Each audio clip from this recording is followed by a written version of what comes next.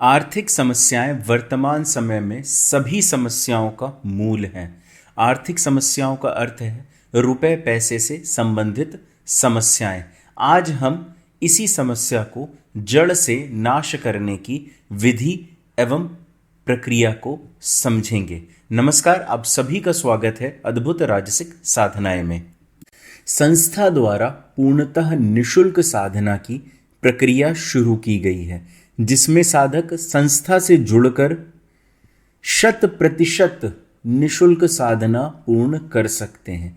100% का अर्थ हुआ कि वह साधक जो अपने निवास स्थान पर साधना करते हैं उनको साधना की सामग्री उनके निवास स्थान पर भेजी जाएगी।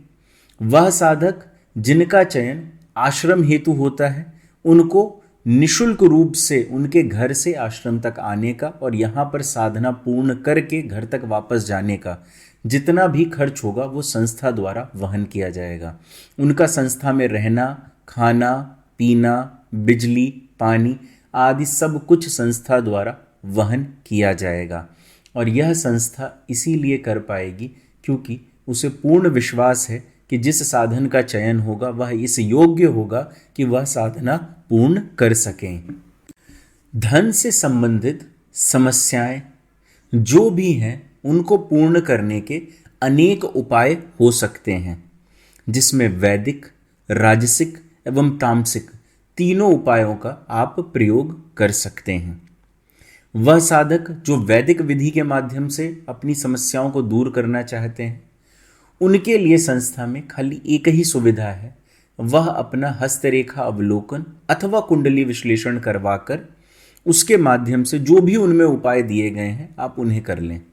जिसमें उपाय में आपको कौन से तंत्र धारण करने हैं, कौन सा दान देना है, कौन से नियमों का पालन करना है, जिसमें कई बार महाविद्या कवच आदि का अध्ययन भी होता है ना, सूर्य को जल देना आदि, कौन से दान करने हैं अर्थात किस ग्रह के दान करने हैं, कौन से रत्न धारण करने हैं, यह सब सम्मिलित होता है। लेकिन वह साधक जो इन्हें नहीं कर पा रहे हैं अथवा इनसे उनको लाभ प्राप्त हो रहा है लेकिन उस श्रेणी का लाभ प्राप्त नहीं हो पा रहा है जिसको वो प्राप्त करना चाहते हैं। क्योंकि देखिए, वैदिक नियमों में आप अपने जीवन में बहुत ज़्यादा परिवर्तन नहीं करते हैं। कुछ मूल परिवर्तन करके आप अपने जीवन में जो लाभ है वो प्राप्त करते हैं। जैसे मान लीजिए यदि आपको कभी दान करना है या मंदिर जाना है, कुछ भी इससे संबंधित करना है तो 1-2 दिन का ही जो नियम पालन होता है वही करना होता है। इसलिए आपको जो लाभ प्राप्त होते हैं वह धीरे धीरे प्राप्त होते हैं, लेकिन होते रहते हैं। आकस्मिक भी नहीं होगा और नहीं होगा ऐसा भी नहीं होगा। धीरे धीरे लाभ प्राप्त होगा और मनुष्य उसमें धीरे धीरे तरक्की करता है और एक स्टेबल तरक्की करता है। लेकिन आकस्मिक तरक्कियां जो होती हैं वो राजसिक और तामसिक माध्यमों से जल्दी हो जाती हैं। लेकिन आकस्मिक तरक्कियां जो होती हैं उनका समय काल भी निर्धारित होता है। आज हम उन्हीं आकस्मिक तरक्कियों से संबंधित एक साधना की चर्चा करने जा रहे हैं, जो साधना मनुष्य को जीवन में धन संबंधी समस्या से मुक्ति प्राप्त करने के लिए अत्यंत आवश्यक है। क्योंकि यदि आप यह वीडियो देख रहे हैं तो आपके जीवन में कहीं ना कहीं 70% तक यह संभावनाएं हैं कि आपको धन की समस्या से आप आहत हैं। यह आपको वर्तमान समय में धन की अत्यधिक आवश्यकता है, इसलिए आप कम समय में कुछ करके अधिक प्राप्ति करना चाहते हैं। तो यह साधना के जो नियम हैं अथवा जो भी संस्था में साधनाएं दी जाती हैं उनके जितने भी नियम हो सकते हैं उनको हमने 3 भागों में विभाजित कर दिया है। उन 3 वीडियो को देखने के माध्यम से आपको साधना के समस्त नियमों की जानकारी मिल जाती है। अब वह साधक जो साधना करना चाहते हैं वह नीचे डिस्क्रिप्शन बॉक्स में 3 वीडियो के लिंक हैं, आप उन्हें अवश्य देखें। उससे आपको यह पता चल जाएगा कि इन नियमों के साथ आप साधना कर सकते हैं या नहीं कर सकते हैं। नियम उनमें कोई भी कठिन नहीं है, लेकिन यदि आपने कभी पूर्व में साधना नहीं की हुई है तो आपको बेसिक नियमों का पता होना अत्यंत आवश्यक है। क्योंकि सामान्यतः होता क्या है, जब मनुष्य कोई भी पूजा पाठ करता है तो जो वैदिक कर्म कांड करने वाले ब्राह्मण होते हैं वो आपके घर पे आके करा देते हैं, तो आप वो उनके गाइडेंस में करते हैं। लेकिन यहाँ पे आपको मार्गदर्शन आपके घर पे कोई नहीं दे सकता। आपको जो नियम है उन्हीं का पालन करते हुए साधना पूर्ण करनी है। इसलिए सर्वप्रथम आप यह 3 वीडियो भी अवश्य देखें, जिनका लिंक नीचे डिस्क्रिप्शन बॉक्स में दिया गया है। यह साधना किनके लिए उपयोगी है? मूलतः वह साधक जो व्यापार करते हैं उनके लिए यह सर्वाधिक उपयोगी है। लेकिन वह साधक जो वर्तमान समय में नौकरी कर रहे हैं उनको इस साधना का लाभ तभी मिलेगा जब वह कोई व्यापार शुरू कर दें, अथवा साधना काल में इसके माध्यम से कोई ना कोई व्यापार आपका अवश्य शुरू हो जाएगा। इसलिए वह सभी साधक जो व्यापार कर रहे हैं या करना चाहते हैं वही इस साधना को करें। अन्य जो लोग नौकरी कर रहे हैं उनका मान लीजिए कुछ बहुत बड़ा जीवन में नहीं होगा इस साधना के माध्यम से। हो सकता है प्रमोशन मिल जाए, हो सकता है पदोन्नति मिल जाए, हो सकता है कि कुछ पैसे बढ़ जाएं सैलरी में, लेकिन उससे बहुत ज़्यादा अंतर नहीं आएगा आपके जीवन में। इसलिए यदि कोई व्यापार का प्लान कर रहे हैं या व्यापार कर रहे हैं तभी इस साधना को करें, अन्यथा जो नौकरी करने वाले व्यक्ति हैं वह अन्य किसी साधना का चयन अवश्य करें। इस साधना से मिलने वाले लाभ मैं आपको उन अनुभवों पे बता रहा हूं जिन्होंने इस साधना को करने के बाद अपने जीवन में परिवर्तन पाया है। प्रथम अनुभव एक व्यक्ति का है जिसका एक ठेला खाने का चलता था और साधना करने के बाद 1.5 से 2 वर्ष के भीतर उसके पास एक बड़े शहर में अपने 4 रेस्टोरेंट्स थे, जिसमें से 2 उसके स्वयं के थे, 2 उसने किराए पे लेकर चलाए। दूसरे साधक का अनुभव यह है कि वह कंस्ट्रक्शन का बिजनेस करते थे।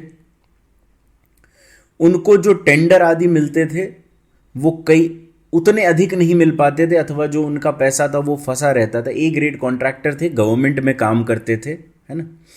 उन्होंने यह साधना की, जो उनके पैसे थे वो बहुत कम दिन में बाहर आ गए, और मतलब जो पुराने पैसे फंसे हुए थे वो बाहर आए।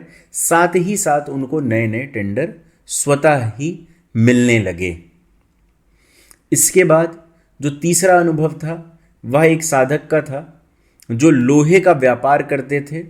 उसमें उनको अत्यधिक उन्नति मिली, उन्होंने अपने लिए एक बड़ी फैक्ट्री बना ली और उसका लाभ भी उनको प्राप्त होता रहा।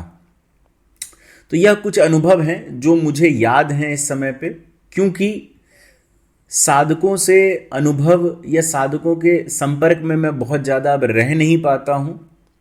इसलिए यह वह साधक हैं जिन्होंने मुझसे संपर्क में रहते हुए साधना की थी, तो यह उनके अनुभव हैं। वर्तमान समय में पुनः इस साधना को कराया जा रहा है, क्योंकि इस साधना की परीक्षा अनेक बार हो चुकी है। कई बार इस साधना की परीक्षा हुई है, और इस साधना को सर्वप्रथम 2016 या 17 में कराना शुरू किया गया था। तब से लेके आज तक 6 सालों में या 8 सालों में इस साधना को बहुत सारे साधकों ने किया है और इसका लाभ प्राप्त किया है। इस साधना की सफल होने की जो संभावनाएं रहती हैं वह 100 में कम से कम 30 से 35 व्यक्तियों की रहती हैं, और यह एक बहुत बड़ा नंबर है। सामान्यतः जो साधनाएं सफल होने के चांसेस रहते हैं, संभावनाएं रहती हैं, वह 100 में 5 से 7 अथवा अधिकतम 10 तक रहती हैं, और इसमें इसका लाभ प्राप्त करने की संभावनाएं अधिक इसलिए हैं क्योंकि इसमें प्रत्येक साधक की राशि अनुसार मंत्र अलग अलग संस्था में उपलब्ध हैं। हर एक साधक के लिए उनकी राशि अनुसार मंत्र उपलब्ध हैं, जिसमें तत्व के आधार पे मंत्र का विभाजन किया गया है। इसलिए जो भी साधक इस साधना को करते हैं और समस्त नियमों का पालन करते हुए करते हैं, उनको लाभ प्राप्त होने लगते हैं। इस साधना में प्रत्यक्षीकरण की भी सुविधा है, लेकिन वह साधक जो प्रत्यक्षीकरण नहीं करना चाहते हैं, वह सिर्फ साधना करके भी इससे आर्थिक लाभ प्राप्त कर सकते हैं। इस साधना में किसी भी प्रकार से साधक को कोई भी हानि नहीं होती है। अर्थात अनेक साधनाएं ऐसी होती हैं जिसमें साधक करने के बाद हो सकता है ऐसी संभावनाएं बने कि साधक पूर्ण ना करें तो उनके जीवन में कुछ हानि हो जाए, लेकिन इस साधना में ऐसा कुछ भी नहीं होता है। अतः साधक निश्चिंत होकर इस साधना को कर सकते हैं। वह साधक जो इस साधना में प्रत्यक्षीकरण करते हैं, उनको जो लाभ मिलता है, और वह साधक जो इस साधना में प्रत्यक्षीकरण नहीं करते हैं, सिर्फ साधना करके छोड़ देते हैं, जो उनको लाभ मिलता है, उन दोनों की लाभ में जो अंतर है वो कई 100 गुना का हो सकता है। अर्थात एक साधक है, उसने साधना की और वर्तमान समय में उसकी जो आर्थिक स्थिति है वह मान लीजिए 1 है। उसने सिर्फ साधना की तो उसकी आर्थिक स्थिति में जो परिवर्तन आएगा वो 5 से 7 होगा, अर्थात 5 से 7 गुना उसको उन्नति प्राप्त हो जाएगी। लेकिन वह साधक जो प्रत्यक्षीकरण की प्रक्रिया को करते रहते हैं, उनको लाभ की संभावनाएं और अधिक होती हैं। अभी प्रत्यक्षीकरण हुआ नहीं है, लेकिन प्रक्रिया कर रहे हैं तो उसमें भी लाभ की संभावनाएं अधिक होती हैं। इसके बाद वह साधक जो प्रत्यक्षीकरण कर लेते हैं, उनकी जो लाभ की संभावनाएं हैं वो 1 से कई 100 गुना तक भी बढ़ सकती हैं। उस समय पर यह शक्ति आपको किन किन कार्यों में लाभ प्रदान कर दे, इसका कोई अंत नहीं है। यहां तक पाया गया है कि शक्ति ने अपने साधक को एक विशेष कॉन्ट्रैक्ट दिलाने में इस प्रकार से मदद की थी कि जिसकी कोई इम्तिहान नहीं हो सकती। सभी नियमों का उल्लंघन करते हुए भी साधक को उसने एक जो उसका इच्छित कॉन्ट्रैक्ट था दिलवा दिया था। इससे अधिक मैं कुछ कहना नहीं चाहता हूं इस विषय में। और वह व्यक्ति जो इस प्रकार की साधना को करता है, उसको अपने जीवन में किसी भी प्रकार के डरने की आवश्यकता नहीं है कि जीवन के अंत के समय में क्या मेरे को नर्क जाना पड़ेगा, कहाँ जाना पड़ेगा, कहाँ नहीं जाना पड़ेगा। ये सब सोच के साधना ना करें, क्योंकि मैंने ऐसा पाया है कि साधक साधना से पूर्व जब तक अपने भय का नाश नहीं कर सकता, वह साधना करने में असफल हो जाता है। इसलिए साधक जो साधना कर रहे हैं या करना चाहते हैं, सर्वप्रथम वह अपनी वर्तमान स्थितियों को देख लें। यदि उनको लगता है कि जो वर्तमान परिस्थितियां हैं उनकी वह संभाल सकते हैं तो साधना ना करें। भविष्य में क्या होगा उसके डर से वर्तमान को खराब कर लेना मुझे नहीं लगता कि एक उचित निर्णय हो सकता है किसी भी व्यक्ति के जीवन में। और वह भी जब आपने ना अभी साधना की है ना साधना सफल की है, तो आपको कुछ भी नहीं पता। इसलिए साधक इस चीज का निर्णय अवश्य करें कि साधना को पूर्ण रूप से करें, पूर्ण श्रद्धा से करें, अपना पूरा विश्वास उसमें रखें और मंत्र जप मानसिक रूप से भ्रूमध्य पे ध्यान केंद्रित करने से इसी साधना का प्रभाव साधना काल में ही कई गुना बढ़ जाता है, जिसके विषय में अब हम समझने जा रहे हैं। एक समय था जब शक्ति साधक की परीक्षा लेती थी, लेकिन अब वह समय आ गया है जब साधक अपने मार्गदर्शक की परीक्षा लेता है, शक्ति की परीक्षा लेता है कि क्या शक्ति में योग्यता है मुझसे सिद्ध होने की, या इस मार्गदर्शक में यह योग्यता है कि यह मुझे सिद्धि करा के दिखाए। यह वर्तमान समय में जो साधक हैं उनके मन में बहुत ज़्यादा इस प्रकार के विचार आने लगे हैं। देखिए, जब आप स्वयं से आंतरिक रूप से एक राजा के प्रकार से हैं, स्वयं को राजा मान चुके हैं और सबकी परीक्षा लेना या उनमें गुणों के आधार पर भेदभाव करने का आपने निर्णय कर लिया है, ऐसे समय पे आपको साधना की आवश्यकता ही नहीं है। आप अपनी जो मानसिक कल्पनाएं हैं उसमें स्वयं ही एक सिद्ध पुरुष हैं और ऐसे व्यक्ति को संस्था द्वारा कोई भी मदद प्राप्त नहीं हो सकती है। और ऐसे व्यक्ति के समक्ष मैं स्वयं को अयोग्य पाता हूं, इसलिए ऐसे व्यक्ति अपना समय किसी अन्य स्थान पर अवश्य निवेश करें, बजाय कि हर जगह परीक्षा लेने से।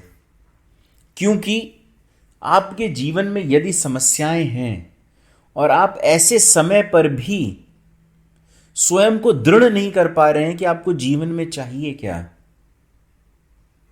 तो दूसरों की परीक्षा लेते लेते आप कहीं ना कहीं थक जाएंगे।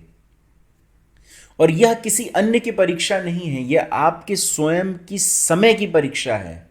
समय आपकी परीक्षा ले रहा है। जो ग्रह हैं वो आपके मानसिक विचारों में इस प्रकार से पीड़न प्रदान कर रहे हैं कि आपको इसमें हर्ष महसूस हो रहा है, लेकिन क्या आपको इससे कोई लाभ मिला? नहीं मिला। क्या आपने कोई साधना की शक्ति प्राप्त की? नहीं प्राप्त की। ऐसी परिस्थितियों में मनुष्य को सामान्य रूप से मेरी व्यक्तिगत सलाह है कि एक बार अपने जीवन में समस्त नियमों का पालन करते हुए एक साधना को पूर्ण कर लेना चाहिए। कम से कम उसके पास कुछ समय रहेगा आर्थिक उन्नति का, जिसमें वह कुछ धन अर्जन कर पाएगा। उसके बाद वो अन्य गुरुओं की तलाश आगे अवश्य करें, जिससे उन्हें अधिक लाभ प्राप्त हो सकता है। इस साधना को करने के लिए साधकों को अत्यधिक सामग्री की आवश्यकता नहीं होती है। एक लाल चंदन की संस्कारित माला, एक लाल आसन, एक लाल वस्त्र सर पर रखने के लिए, एक मिट्टी का दीपक, सरसों का शुद्ध तेल, एक कलावे की बाती और थोड़ा सा लौंग कपूर की आवश्यकता है साधना काल में। और लौंग कपूर की भी सिर्फ उन्हीं को आवश्यकता है जिनको जो हवा का निकास है, अर्थात उनको जो पाद है वो नियंत्रित नहीं रहती है। सिर्फ उन्हीं को लौंग कपूर की आवश्यकता है, वरना अन्य सामग्री की आवश्यकता सभी साधकों को रहेगी। इस साधना में साधक अपनी राशि के अनुसार निर्धारित मंत्र का चयन करके दीक्षा की प्राप्ति करता है। दीक्षा सिर्फ मंत्र से संबंधित होती है। इसी प्रकार की जो जानकारियां हैं, गुप्त जानकारियां, वह आपको जो नीचे डिस्क्रिप्शन बॉक्स में 3 वीडियो हैं उसमें दी गई हैं। इसके बाद जब मनुष्य साधना का चयन करता है, वह भी अपनी राशि के अनुसार निर्धारित मुहूर्त से करता है। जब मनुष्य अपनी राशि अनुसार निर्धारित मुहूर्त से चयन कर लेता है, उस दिन उसे अपना जो आसन स्थान है वहां पर बिछाया, पूर्व दिशा की तरफ मुख करके मात्र 3 माला जप करना होता है, अपनी आंखें बंद करके। और माला जप किस प्रकार से करना है, किस समय पे माला पलटी जाती है, सुमेरु के क्या लक्षण हैं, यह सब कुछ आपको नीचे डिस्क्रिप्शन बॉक्स में दी गई 3 वीडियो से प्राप्त हो सकता है, अथवा आप टेलीग्राम चैनल ज्वाइन कर ले, वहां से प्राप्त हो जाएगा आपको। यह 3 माला की ही साधना है जो आपको प्रति दिवस करनी है। साधना करने के बाद आपको आंखें बंद करके 15 मिनट तक उसी स्थान पर बैठे रहना है। यदि आंखें बंद करके नहीं बैठना है तो आंखें खोलकर बैठ जाएं। लेकिन साधना के आसन से आपको मंत्र जब समाप्त जब होता है उसके कम से कम 15 मिनट बाद उठना है, जिससे जो ऊर्जाएं हैं आपके शरीर में बनी रहें। तुरंत धरती के स्पर्श में आते साथ ही आपकी जो ऊर्जाएं हैं वो धरती में समाहित हो जाएंगी। यह राजसिक विधियां हैं साधना करने की, इसलिए इसमें आपको जल आदि अर्पण नहीं करना होता है। साधना काल समाप्त हो जाने के बाद आपको दशांश हवन करना होता है। वह साधक जो हवन कर सकते हैं वह हवन करें, अथवा साधक कन्या भोज भी करवा सकते हैं और कन्याओं को दान दक्षिणा देकर उचित वस्त्र प्रदान करके भरपेट भोजन, उनकी इच्छा अनुसार भोजन, शाकाहारी भोजन कराकर उनको संतुष्ट करें। जितनी माला का दशांश हवन होता है, तर्पण मार्जन होता है, उतनी ही संख्या में कन्याओं को आपको भोजन करवाना होता है। मान लीजिए आपका जो हवन है वो 1 माला का है, तो 1 माला के अनुसार आपको सिर्फ 1 कन्या को भोजन करवाना होगा। यदि यही 10 माला का है तो आपका तर्पण मार्जन मिला के लगभग 12 माला हो जाएगा, तो 12 कन्याओं को भोजन कराना होगा, है ना। लेकिन जो हवन का प्रभाव है वो ज्यादा अधिक रहता है बजाय कि कन्या भोज के। इसलिए प्रयास करें कि आप हवन स्वयं से करें। हवन करने के लिए यदि आपके पास स्थान नहीं है तो संस्था में विशेष हवन क्षेत्र का निर्माण किया गया है। साधक आश्रम में आकर हवन कर सकते हैं। आश्रम में साधक के रहने की भी सुविधाएं उपलब्ध हैं। यदि साधक का चयन निशुल्क में होता है तो सारी सुविधाएं निशुल्क हैं। यदि साधक सशुल्क करना चाहे तो वह भी सुविधाएं उपलब्ध हैं। तो दोनों में से जिसमें भी आपका चयन होता है आप उसी के आधार पर प्रक्रिया को कर सकते हैं। वह साधक जो इसी साधना को संस्था में रहकर करना चाहते हैं वो आश्रम में भी आकर रहकर कर सकते हैं, जो भी निर्धारित शुल्क है उसके आधार पर।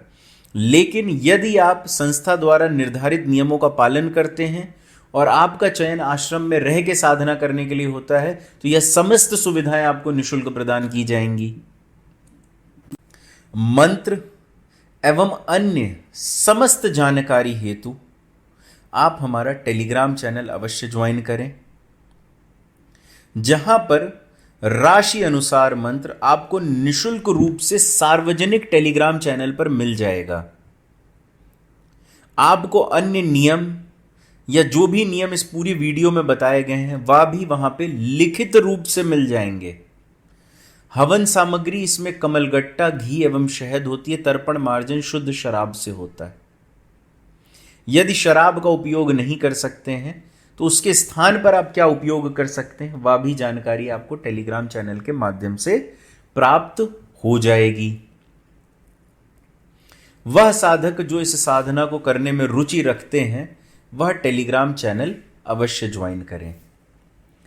अब हम उन साधकों के विषय में चर्चा करना जा रहे हैं जो आर्थिक रूप से संपन्न हैं लेकिन उनके जीवन में अनेक प्रकार की नाना समस्याएं हैं।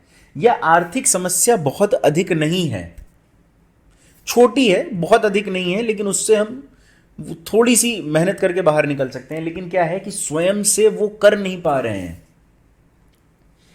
ऐसी परिस्थितियों में साधकों के लिए संस्था द्वारा 2 प्रकार के महाविद्या हवन किए जाते हैं। एक तीसरा भी विशेष हवन है, लेकिन उसकी जानकारी इन दोनों हवन के बाद में आपको प्रदान करता हूं। प्रथम हवन है जो प्रत्येक रविवार रात्रि 8 बजे किया जाता है। इसमें वह साधक नामांकन अवश्य कराएं जो षड्यंत्र से प्रभावित हैं, समस्याओं से आहत हैं, जिसमें विशेष रूप से शारीरिक समस्याएं सम्मिलित हैं। दूसरा हवन माता महाविद्या के मंदिर के प्रांगण में किया जाता है, माता बगलामुखी का हवन।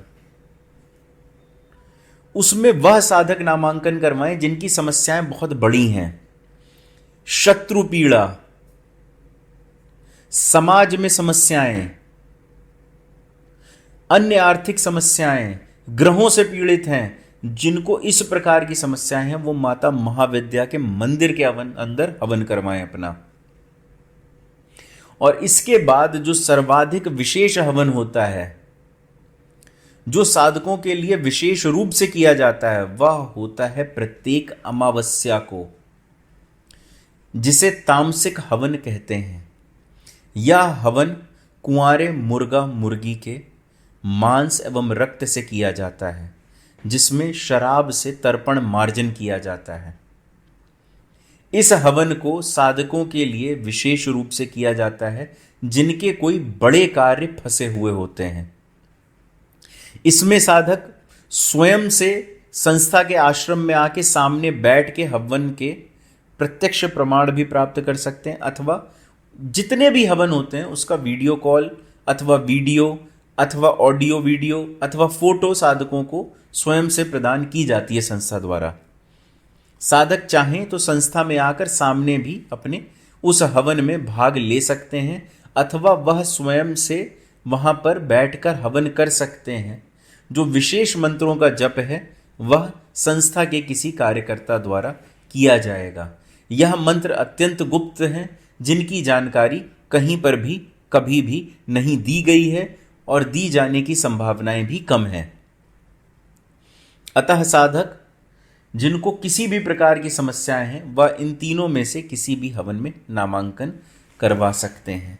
इसके बाद साधक चाहें तो अपने जीवन में घटित हो रही समस्याओं के कारण को भी जान सकते हैं, और भविष्य में यदि कोई समस्या हो सकती है तो उसको भी जान सकते हैं। संस्था में कुंडली विश्लेषण एवं हस्तरेखा अवलोकन की सुविधा उपलब्ध है, अर्थात साधक अपने बर्थ डिटेल के माध्यम से अपनी कुंडली दिखवा सकते हैं। वह साधक जिनके पास अपना जन्म समय, जन्म तारीख अथवा कोई भी जन्म से संबंधित जानकारी नहीं है या उनको जन्म का समय क्लियर नहीं है, वह साधक संस्था में हस्तरेखा अवलोकन करवा सकते हैं। और संस्था में आपको अनेक प्रकार के ज्योतिषियों की सुविधा उपलब्ध है, जिसमें 10 वर्ष के अनुभव से लेके 40-50 वर्ष तक का जिन्हें अनुभव है वह भी संस्था में कार्यरत हैं, जो साधकों को उनकी कुंडली के माध्यम से उनके जीवन से संबंधित समस्याओं को दूर करते हैं अथवा उसकी जानकारी देते हैं।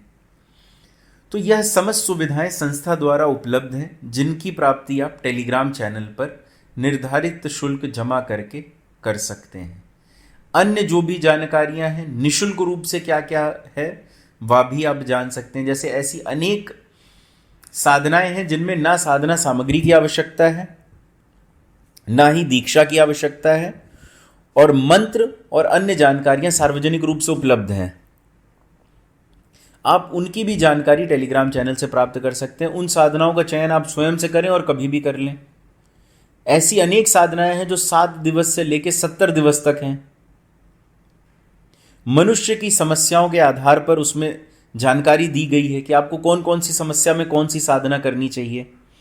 तो सिर्फ एक सर्च बॉक्स का उपयोग करके टेलीग्राम चैनल ज्वाइन करके आप इन समस्त समस्याओं से मुक्ति प्राप्त कर सकते हैं। मैं आप सभी का तंत्र जगत में स्वागत करता हूं। नमस्कार एवं धन्यवाद।